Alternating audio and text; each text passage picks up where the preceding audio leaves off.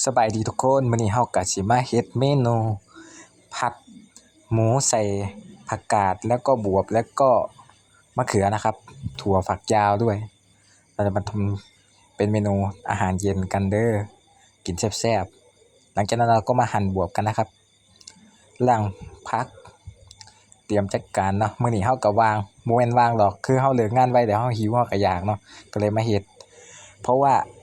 ไม่มีใครทำให้กินเว้าง่ายๆก็คือผู้สาวขี้คร้านเฮาต้องลงมือเองหลังจากนั้นเฮาก็มาทอดไข่ดาวฝีมือไข่ดาวข้อยนี่ก็ประมาณนี้เนาะสุกบ่สุกเอาเลยอันที่จริงก็สุกอยู่นะเว้าหยอกซื่อๆดอกสุกอยู่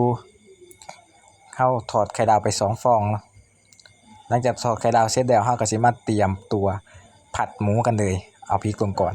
อันนี้ทุกคนก็น่าสิรู้อยู่เนาะว่าเวลาผัดต้องใส่พริกคันบ่ใส่พริกก็บ่แซ่บแน่เนาะ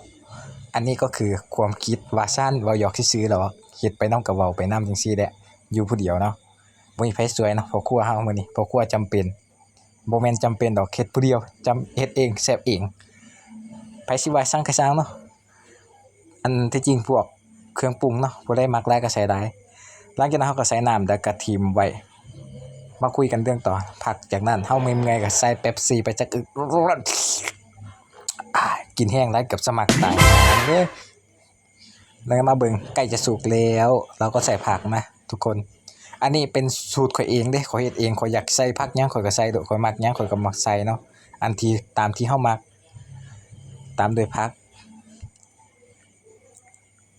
หมอสิสุกแล้วเฮาก็ต้องใส่ผักเนาะผักลงท้ายเป็นพวกใบมันจะทำให้ไม่เปื่อยนะเว้าง่ายๆก็คือพอดีกินนะเสร็จแล้วทุกคนวันนี้เรามาตักใส่ถ้วยหรือว่าชามนะเป็นยังไงล่ะฝีมือข้อยนะน่ากินบ่ล่ะบอกเลยว่าแซ่บจนน้ำลายไหลพู้นแหล้วอันนี้บ่หยอกซื่อๆเด้อเฮ็ดเองแซ่บ